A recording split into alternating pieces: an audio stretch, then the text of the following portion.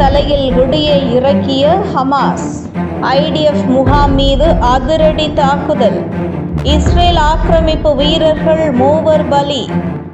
வடக்கு காசாவில் உள்ள ஜபாலியாவில் ஹமாஸ் போராட்டக் குழுவிற்கும் இஸ்ரேல் ஆக்கிரமிப்பு படைக்கும் இடையே கடந்த சில நாட்களாக கடும் சண்டை நடந்து வருகிறது. ஜபாலியா அகதிகள் முகாமை குறிவைத்து இஸ்ரேல் ஆக்கிரமிப்பு படை தாக்குதல் நடத்தி வருவதால் அதனை தவிர்க்க ஹமாஸ் போராட்டக் குழு தீவிர மோதலில் ஈடுபட்டு வருகின்றன.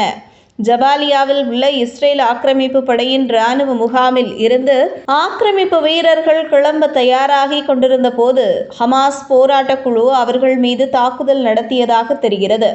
இந்த தாக்குதலில் 12 ஆக்கிரமிப்பு வீரர்கள் காயமடைந்ததாகவும் படை தளபதி உட்பட 3 ஆக்கிரமிப்பு வீரர்கள் கொல்லப்பட்டதாகவும் இஸ்ரேல் அறிவித்துள்ளது.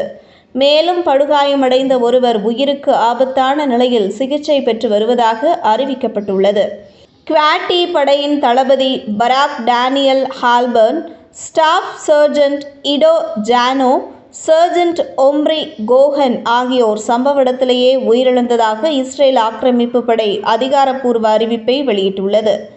ஏற்கனவே இஸ்ரேல் ஆக்கிரமிப்பு படையில் வீரர்கள் பற்றாக்குறை நிலவி வரும் நிலையில் ஹமாஸ் பதிலடிக்க ஆக்கிரமிப்பு வீரர்கள் அடுத்தடுத்து மரணிப்பது பெரும் பின்னடைவாக அமைந்துள்ளது. இந்த வீடியோவை உங்களுக்கு வழங்கியது www.aliaonlinestore.com. இந்த இணையதளத்தில் நீங்கள் ட்ரை ஃப்ரூட்ஸ், நட்ஸ், அதே மாதிரி குழந்தைகளுக்கு தேவையான டாய்ஸ் உள்ளிட்ட பல பொருட்களை நீங்கள் வாங்கிக்கலாம். ஒரு தடவை இந்த இணையதளத்தை விசிட் பண்ணி பாருங்கள்.